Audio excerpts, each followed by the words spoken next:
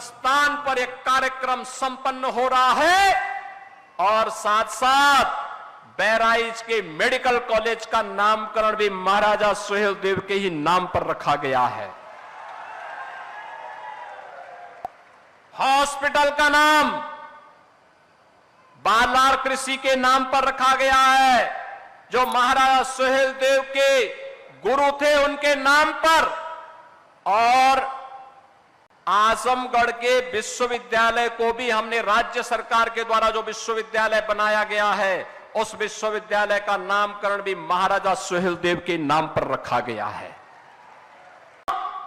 महापुरुषों के प्रति सम्मान क्या होना चाहिए, उसकी एक अभिव्यक्ति है यह कार्यक्रम,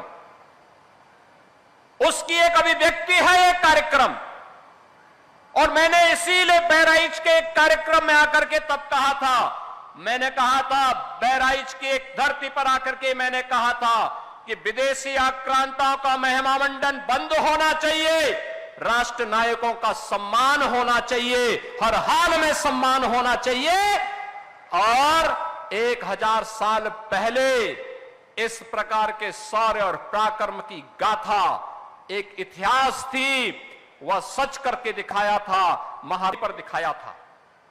आज ही की तिथि है 10 जून 1934, 10 जून 1934। और 10 जून 1934 की स्थिति पर जब महाराजा सुहेलदेव ने एक विदेशी आक्रांता जो गजनी से चला था भारत को लूटने के लिए, अपनी लगभग 3 लाख की सेना को लेकर, लेकिन उस विदेशी आक्रांता को, उस बर्बर आक्रांता को जो गजनी से चला था भारत को लूटने के लिए, अपनी लगभग 3 लाख की सेना को लेकर, लेकिन उस विदेशी आक्रांता को, उस बर्बर आक्रांता को रोकने की युक्ति महाराज सुहेलदेव ने अपनी कूटनीति के नाते उन्होंने बड़ी प्रखरता के साथ मथुरा से लेकर के बहराइच तक पग पग पर उसके लिए इतनी बाधाएं खड़ी की कि यहां पहुंचते पहुंचते उस दुर्दांत आक्रांता की आधी सेना समाप्त हो चुकी थी। और जब इस चित्तौड़ा नामक स्थान पर महाराज सुहेलदेव के सामने पड़ा तो महाराज सुहेलदेव के साथ कुल 20 से 25 हजार योद्धा थे, 1.5 लाख योद्धा सालार मसूद के साथ पास थे, लेकिन 20 से 25 हजार इन वीर बांकुरों ने उन विदेशी आक्रांताओं को गाजर और मूली की तरह ऐसा काटा कि उसके बाद वो दुष्ट सालार मसूद यहां जिंदा पकड़ लिया गया और उसको सजा भी ऐसी हुई कि जो इस्लाम के अनुसार जहन्नुम में जाने की गारंटी देता है।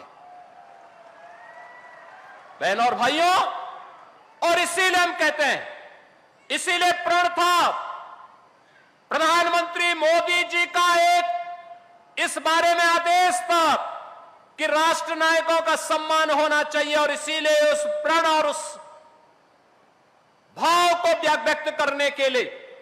मन में एक इच्छा थी, महाराजा सुहेलदेव को जो सम्मान मिलना चाहिए था, इतिहास ने भले ही उनके साथ नाइंसाफी की है, लेकिन डबल इंजन की सरकार उनके साथ नाइंसाफी नहीं होने देगी, क्योंकि हमारे सामने प्रेरणा पुरुष के रूप में ऐसा महापुरुष शौर्य और पराक्रम का प्रतीक होना ही चाहिए जो महाराज सुहेलदेव के रूप में आज हमारे सामने है। और आज उनका एक भव्य स्मारक यहां पर हम लोगों ने बना करके आज बहराइच वासियों को, पूर्वांचल वासियों को,